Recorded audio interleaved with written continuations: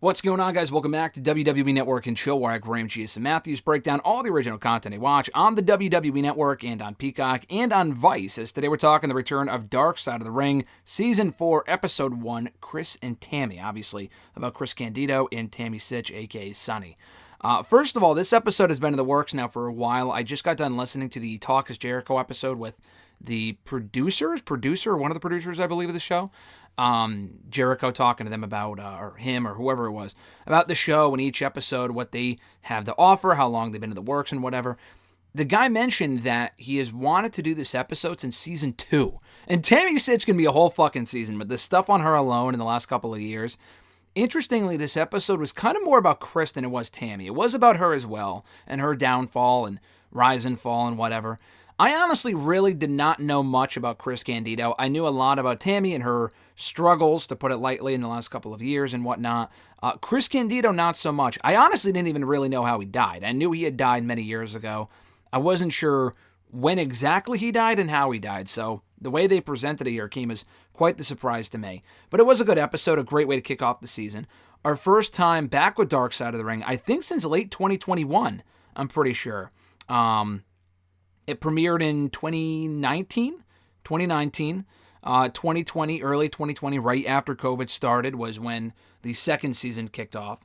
Third season kicked off in the spring of 2021, and we haven't had a new season since late 2021 because they aired the rest of the show. They aired the rest of the season in late 2021. They did do Tales from the Territories. That aired late last year. That was a great show. I reviewed that here on the channel as well. And I don't review every wrestling show that I watch, but I've always reviewed this show because it's always a lot of, I don't want to say a lot of fun, because they are very sad and depressing, but they're also very informative and very well done. This was no exception. I felt like I wrote less notes for this one than I have in the past, so I don't include every highlight. I just kind of talk about the major talking points of the episode and my thoughts interspliced in throughout. They open up the episode with Chris Candido's brother, Johnny Candido. I guess that, unless that was a spelling error, I'm pretty sure his real name is Chris Candido, and they just did it to Chris Candido when he became a wrestler. That was his ring name and whatever.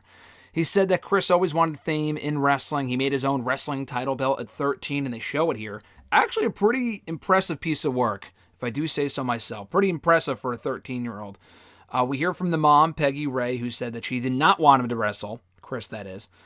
She showed no encouragement, no support whatsoever toward her son wrestling. I mean, she wanted him to go to school and have that sort of life. He wanted to wrestle. He met Tammy actually at a high school match, doing high school wrestling, I believe. If not pro wrestling, then like actual amateur wrestling. And they started out as friends. He didn't go to prom with her. He already had a prom date at that point, but he actually left prom with Tammy and not with his date, the mom said, which was pretty shitty, she said as well, which I agree with. He started sending, after graduating from high school, he started sending Jim Cornette tapes as far as what he could do, if he could work with him and whatever, and Cornette brought him in. It was Cornette's idea, actually, to have Tammy manage him, because he knew her, and he thought that she would be a great fit for the promotion. And the mom didn't get it at all. The mom didn't get wrestling. She still doesn't understand it. Didn't understand why Tammy would want to do it, or not Tammy, well, Chris specifically. And Foley we hear from Mick Foley on this episode as well, which was cool. Foley praises Chris as a natural heel. He worked really, really well in that heel role. So Cornette wanted to make not only Tammy a character on the show, like I mentioned, but specifically like a manager type for Chris. And he gave Tammy a gimmick that was like inspired by Hillary Clinton and like political topical stuff going on at that point. And she talked about how she like idolized Hillary Clinton on the show. And he did that for a reason, because their audience was primarily Republicans and he knew it would piss them off. So that sounds like such a fucking Cornette thing to do. That is pretty funny. I had no idea about that. She was actually in med school at the time. It was not her dream to go into wrestling, but she ended up joining it because, she thought it was fun. She thought it was good at it, and I guess she made good money doing it or whatever. So I don't know if she finished med school or if she left halfway through. I don't think she finished, but that's my own assumption there. And they mentioned how she got over a lot quicker than Chris did. They both signed with WWF in the mid-90s. They were paired together. They were turned into the Body Donnas, both Chris and Tom Pritchard, and Tom fucking hated the gimmick. He talked about that. It was almost Lance Storm. Lance Storm was very close with Chris, and he was on the show as well here, episode, talking about Chris and their relationship, their friendship, whatever, and how it was almost him in that role, and he thanks God that he was not, and that it was Tom Pritchard instead. And Tom, like I said that he absolutely fucking hated the gimmick. They talk about Tammy being the most downloaded woman on AOL at one point, just being one of the hottest women in the world in the late 90s. Foley said that he always liked her, despite her always having heat backstage for one reason or another. Part of the reason was due to the fact that she started sleeping with Shawn Michaels. And I don't know if Shawn Michaels was in a relationship or married or whatever, but she was still with Chris at that point. And we hear from Terry Runnels on this episode as well, and she even says, there's no way Chris did not know about that. And if he did know about it, he wasn't going to say anything. He didn't say anything because he didn't want to fight the top guy. If he fought the top guy backstage, had an issue with him. And Cornette even says he could have fucking destroyed Shawn Michaels in a real life fight. But because of Shawn Michaels' place on the card, Chris being on the card where he was, he thought that would be, they think, and obviously Chris isn't here to speak for himself, they think it wouldn't have been in the best interest of Chris to do that. It's probably why he didn't end up saying anything. Apparently Tammy and Chris rather, had an altercation at a hotel, and the brother was going to, ride off with Chris and make him feel better. And Chris was like, no, I got to stay committed or whatever. And I guess when they broke up after 7 years, that he actually never mentioned that whole Shawn Michaels thing and how she was, she even admits it years later. She said it in the interviews here. We don't get actual footage of Sonny. We get footage of Sonny here on the show. We don't hear her talking in real time about this stuff. We hear podcast interviews from 2020. She's in jail now, and the producer on Talk is Jericho today, said that they wanted to get her in real time talking about this stuff, but they even say at the end of this episode that she was advised by her legal counsel that it was probably not in her best interest to do so because she still has to go to court for the fucking DUIs and killing someone a couple of years ago, last year, whatever it was. So probably not in her best interest to be here on the show. But we did hear from her a little bit via podcast interviews and old interviews from years ago and whatever. And she even says that she slept with Shawn Michaels, and she doesn't know why Chris never brought it up or apparently never had enough of an issue with it to say anything, even after they broke up or when they broke up, which is pretty surprising. Chris actually found out soon after when he was working in ECW that he broke his neck after all the high-risk moves he was doing and stuff like that. And because of that, he was taking drugs and he was starting to drink and whatever because he was constantly in pain. Chris apparently was not liked by key people in the locker room, and that did not do him well in WWE.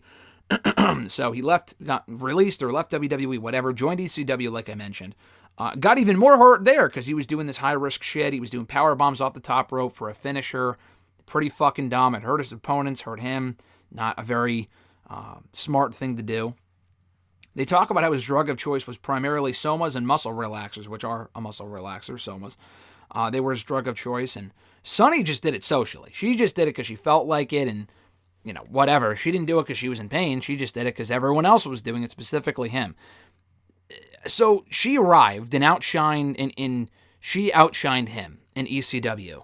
And I guess they got back together relationship-wise. They didn't talk about that here unless I missed something. They reunited in ECW as an act. But I don't know if they must have gotten back together as partners in real life, romantically. I don't know if they mentioned that they got back together, although with stuff they implied later, with stuff that they said later, they kind of implied it. So I'm just assuming that was the case. They mentioned that the drugs got even more out of control, and Paul Heyman, who was running, obviously, ECW at the time, exploited them by having them talk about it on screen during the shows. And they mentioned how that was a pretty shitty thing for him to do, and I would agree. That's pretty fucking dumb. Heyman did not come off well here at all. We don't hear from him specifically, but the stuff that they say that he did for the show by exploiting their issues, not a very smart thing to do, does not paint Paul Heyman in the best light on this episode. They talk about how Heyman gave both Chris and Tammy office jobs as head of travel in ECW, but when ECW ended up in debt a few years later, they were not reimbursed. And as a result of that, they lost their home. They lost a lot of fucking money, like tens upon thousands of dollars apparently, and they lost their home as a result. And I guess were never reimbursed ever again. They talk about how Chris had a seizure backstage at a show, had to go to the hospital. They worked in India and Puerto Rico and did more drugs there because that was just part of the culture. They would get batteries thrown at him and shit. That's just the culture there with wrestling and whatnot. he admitted to his brother that we heard from earlier on in the episode that he messed up. And this is where I thought that Chris had committed suicide, because they had mentioned a couple years before he died, he had mentioned to his brother he felt very regretful over his actions and thought that he threw his entire career away and whatnot. But as a result of that, he actually got clean. He got clean in 04-05, joined TNA, broke his shin during a match, and he was embarrassed that he even left the ring during the match. So to make up for it, he attended the TNA taping. He flew home or whatever. I guess he went home, went back to the taping, flew home after that, or however it played out. And then we find out soon after that he was rushed to the hospital soon, like the next day or two, and his brother held his hand as Chris died, as he passed away. We hear from the brother, we hear from Lance Storm, Tom Pritchard, who are all emotional talking about it. And they finally get to what happened. Again, I thought it was just suicide. It was because of a blood clot due to traveling after surgery, which you hear about, but I didn't think it was that serious, to be completely honest with you. Like when you hear this sort of stuff, and it obviously cost this guy his life because he was so dedicated to wrestling.